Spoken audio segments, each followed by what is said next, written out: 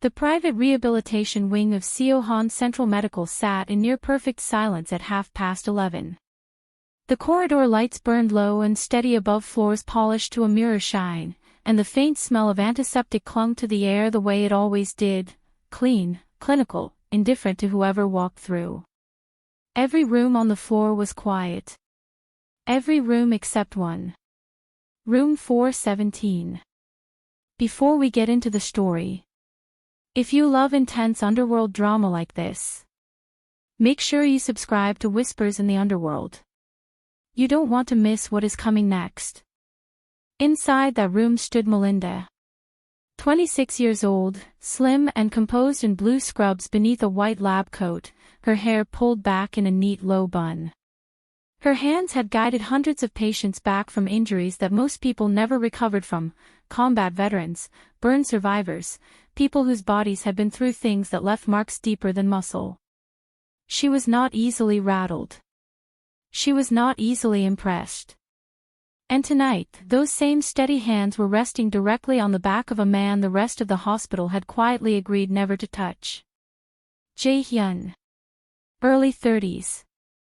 Broad-shouldered, physically commanding, the kind of presence that changed the air pressure in a room simply by existing in it.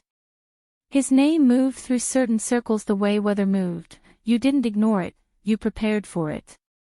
3 bodyguards in black suits stood behind him now, positioned like architecture, and every single one of them was staring at Melinda's hands. Not at the door. Not at the hallway. At her hands. Because her palms were resting directly on the center of the deep, textured scars that ran across his upper back. Scars no one had been permitted to touch in 11 years. Not the orthopedic consultant from Tokyo who had come with referrals and a quiet reputation. Not the trauma specialist flown in from Zurich whose waiting list stretched 6 months. Not the senior physician at this very hospital who had attempted a physical assessment 3 weeks ago and stopped, mid-reach, the moment Jae-hyun's eyes found his. There had been no raised voice. No threat.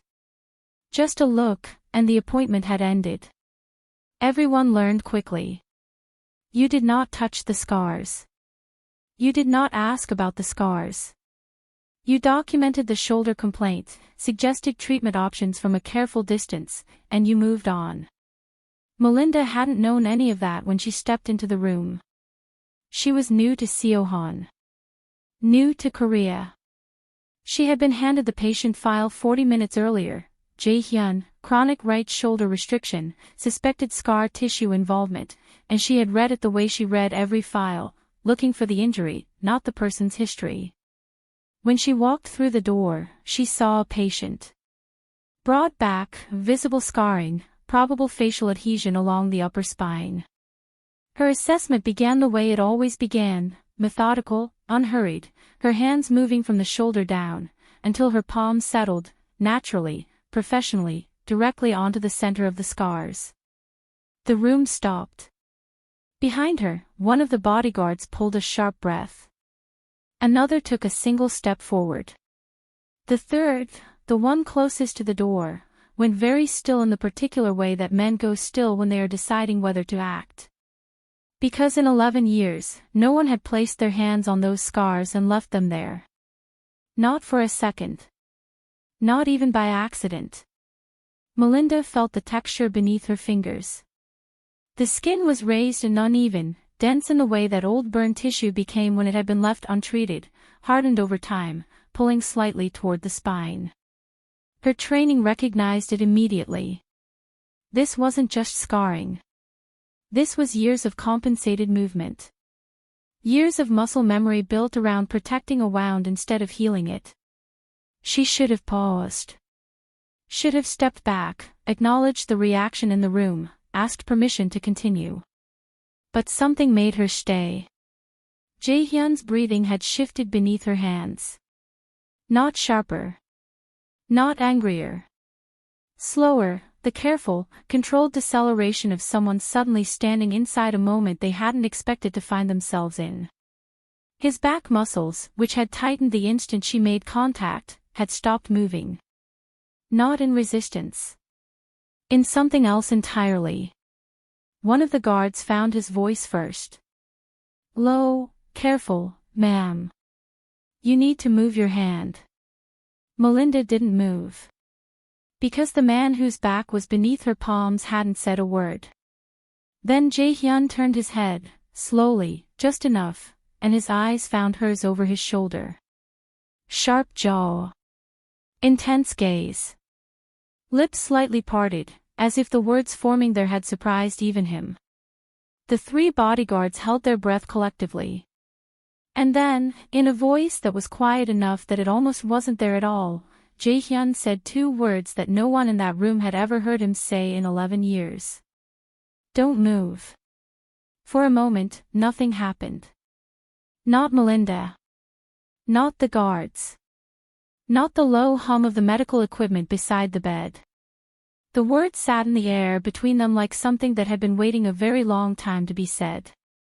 The bodyguard nearest the door slowly lowered his hand. The one who had stepped forward held his position, eyes fixed on Melinda's fingers resting precisely where they were, on the scars their boss had spent over a decade making certain the world would never reach.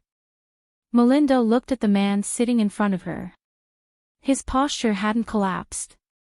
His jaw hadn't softened. But the muscles beneath her palms had stilled in a way that her years of clinical work recognized as something specific, a body that had finally, after an impossibly long time, stopped bracing. She had worked with people like this before. People whose injuries had become identity. People who held the evidence of what happened to them so tightly that the holding itself became the damage.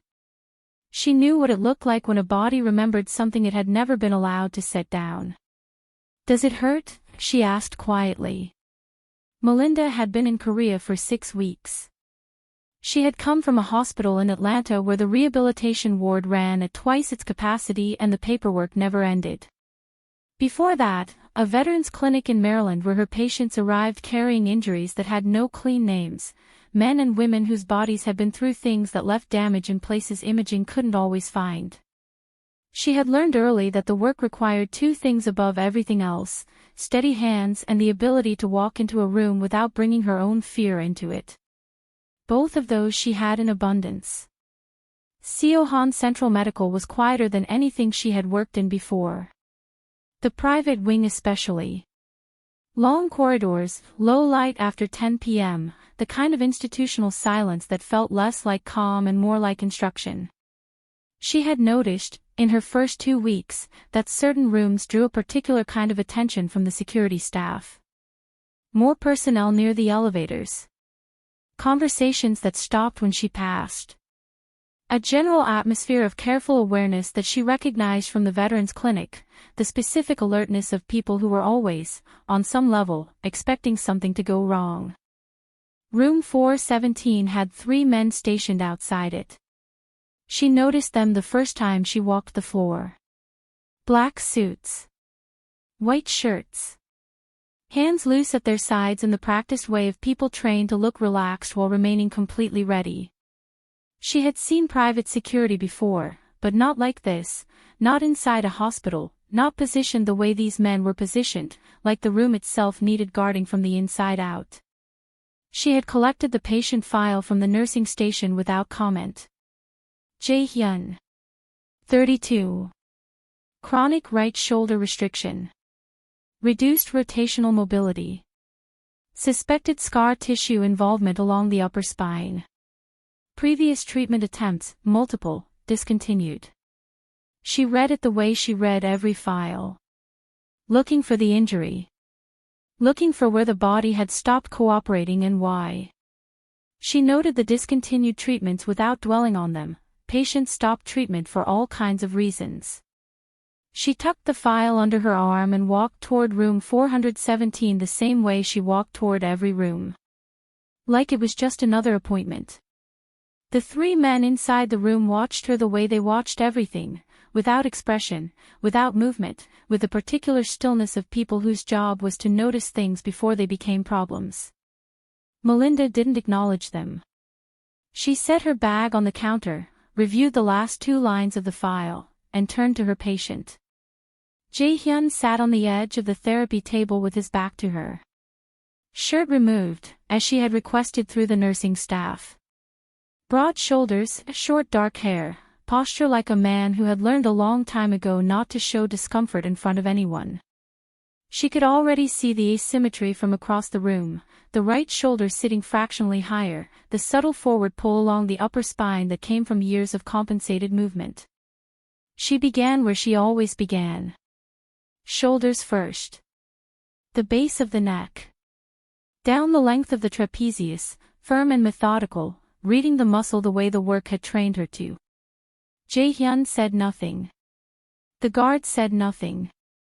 The room held its particular quality of enforced quiet. Her hands moved lower. She felt the texture change before she fully registered what it was, the skin thickening beneath her palms, raised and uneven, dense in the way of old burned tissue that had never received proper intervention. Her hands didn't stop. They were trained not to stop. They simply continued the assessment, pressing carefully along the scar tissue spreading across his upper back and down toward his spine. The room detonated. All three bodyguards moved at once, a single forward surge, black suits, hands rising. One of them said her name like a warning. Another reached toward her arm. And then Jae-hyun spoke. 2 words. Quiet. Absolute. Don't move. The guard stopped as if a current had been cut. The one closest to Melinda's arm held his position, hands suspended in the air, eyes moving between her and his employer with an expression she had never seen on a man his size, something close to bewilderment. She understood later what those 2 words had cost. 11 years of specialists who had flown in from Tokyo, from Zurich, from Seoul's finest private practices, and not one of them had gotten this far. They had approached, felt the shift in the room, watched Jae-hyun's eyes find theirs, and quietly ended the appointment. No confrontation. No explanation. Just the understanding that certain things were not permitted, communicated in the particular language of a man who never needed to raise his voice to be absolutely clear.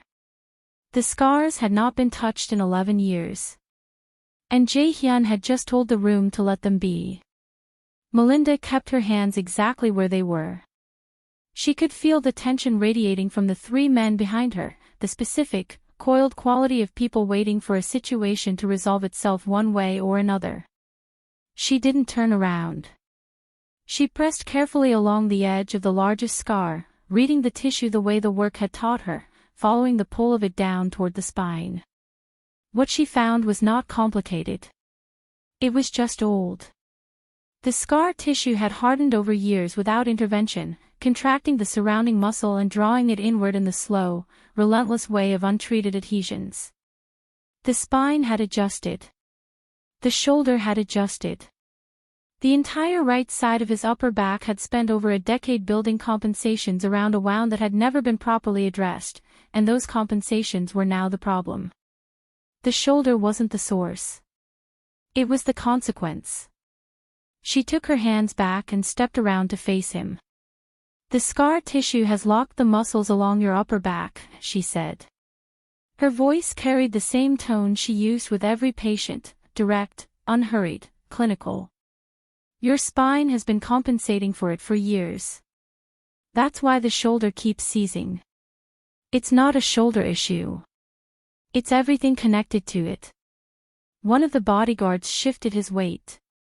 Another glanced sideways at the man beside him. Jae-hyun looked at her. The intensity in his eyes was the kind that was used to making people choose their next words very carefully. Melinda didn't choose hers carefully. She had already said them. The silence held for a moment. Then, how long? It wasn't quite a question. Several weeks, she said. 3 sessions a week. The tissue needs time to respond.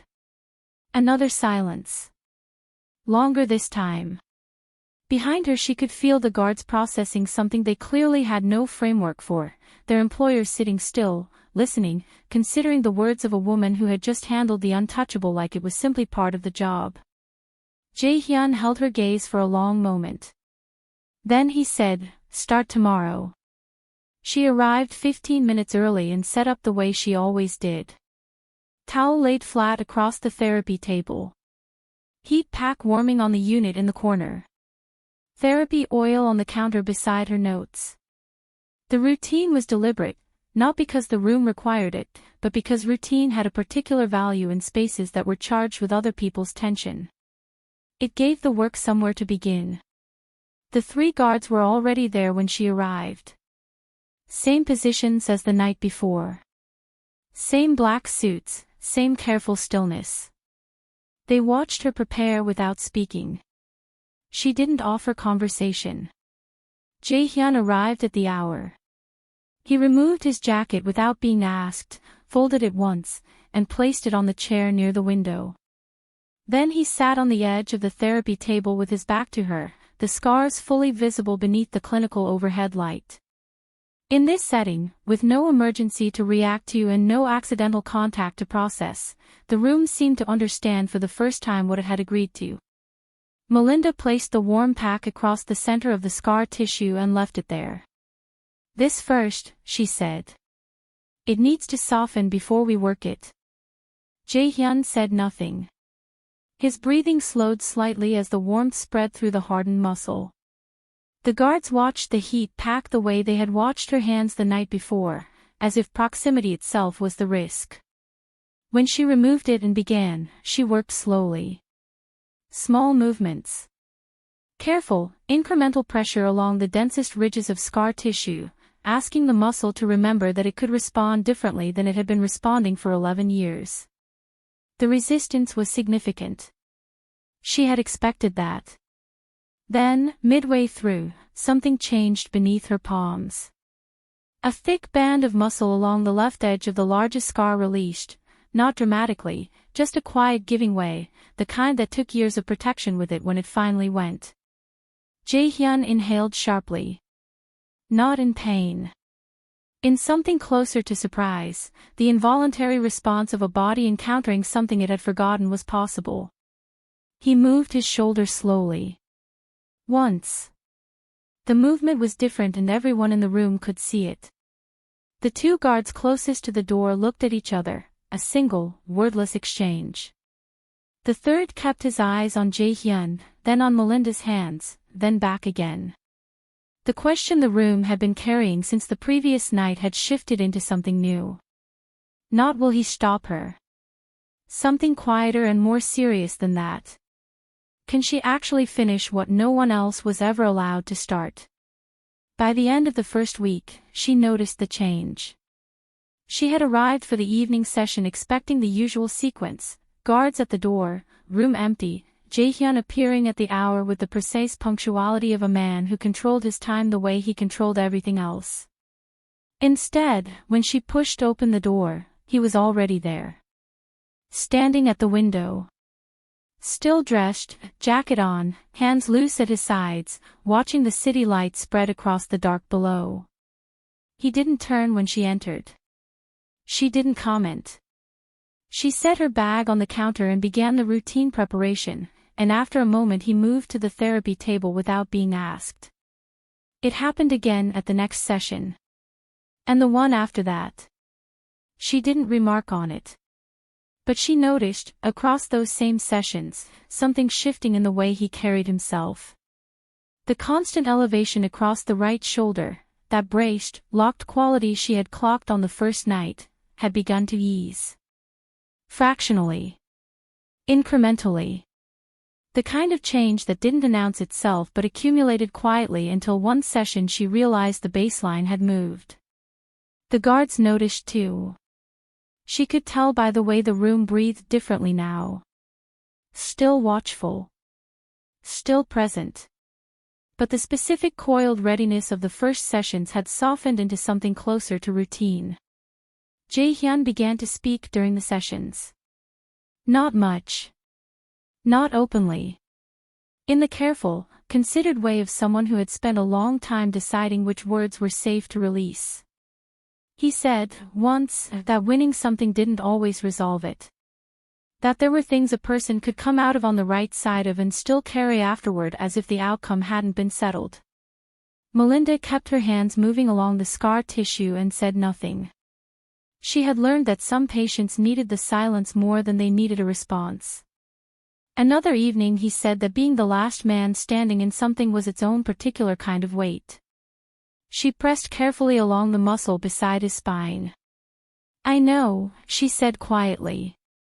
And left it there. He started talking midway through the session, without preamble, the way people sometimes did when their body had finally relaxed enough to let something else surface. "The building was locked from the outside," he said. Melinda's hands continued their slow movement along the scar tissue. She didn't respond.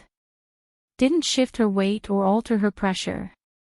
She had learned, across years of work, that the wrong kind of attention could close a door that had taken a long time to open. "The gasoline was already there when I arrived." His voice carried the same flat, measured quality it always did, a man describing coordinates, not catastrophe. Someone had made the arrangements in advance. Someone I had trusted to be in that room for a different reason entirely. Behind her, the 3 guards had gone completely still. Not the watchful stillness of the early sessions. Something different. The stillness of people in the presence of a story they had never been permitted to hear told out loud. Melinda kept working. Her hands moved along the deep ridge of the largest scar, the one that ran diagonally across his left shoulder blade, wider than the others, the kind of damage that came from direct and prolonged exposure. She had wondered, in the first sessions, about the particular pattern of it. Now the pattern made sense. The scars weren't random. They were a map of where the fire had found him and how long it had held on. "How did you get out?" she asked quietly. A pause. Brief, but waited. "I walked out." She might have left it there. But one of the guards spoke from behind her, his voice low and careful, as if the words deserved to be said correctly. He broke through the loading door. Steel reinforced. The fire department said the temperature inside the building had reached 900 degrees. Melinda's hands stilled. Just for a moment. One breath. Then she continued working, slow, careful circles along the scar tissue, the same as before. Because he didn't need her reaction. He had been carrying the story for 11 years without anyone's reaction. What he needed was for her hands to stay. The sessions had moved to the penthouse at the end of the second week. Fewer people. Less corridor traffic. A wide room with floor-to-ceiling windows overlooking the harbor, the city lights catching the water below in long, broken lines. Melinda had set up the therapy table near the windows the first night, and Jae-hyun had not asked her to move it. She took that as its own kind of answer. They were 3 weeks into the treatment now. The change in the tissue was real and measurable, the densest adhesions had begun to respond, the compensatory patterns in his spine were slowly, carefully unwinding. He arrived early every session. He occasionally spoke. The room, reduced now to 2 guards instead of 3, had settled into something that almost resembled calm. She was working along the lower edge of the central scar when the door opened. The guard who entered didn't speak immediately. She felt the quality of his silence before she heard his voice, the specific tension of someone carrying information they wished they didn't have to deliver. Her hands slowed slightly but didn't stop. "There's a man downstairs." The guard's voice was measured, careful. "He's asking for you." A pause. "He says he came to see whether the scars healed." The change beneath her palms was instantaneous. Every muscle she had spent 3 weeks carefully, incrementally unlocking seized at once, a full, complete rearmoring that moved through Jae-hyun's back like a current. She felt it before he moved. By the time he sat upright, the damage was already done. He stood from the table. His jaw had set. His eyes had gone somewhere else entirely, not the room, not the harbor, not the present moment. Somewhere 11 years back, where a building burned and a door held and a man he had trusted stood on the other side of it. The wall came up the way it had probably come up the night of the fire itself. Total. Immediate. Impenetrable. 3 weeks of careful work. Dissolved in seconds.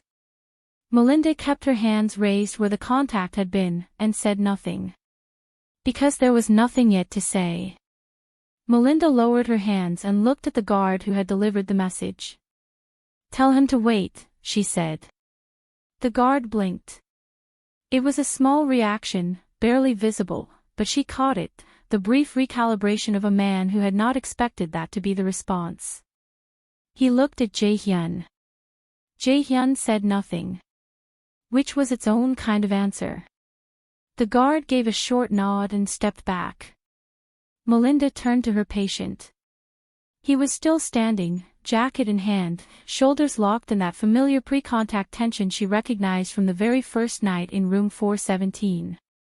11 years of muscle memory, reactivated in seconds. "Sit down," she said. Quietly.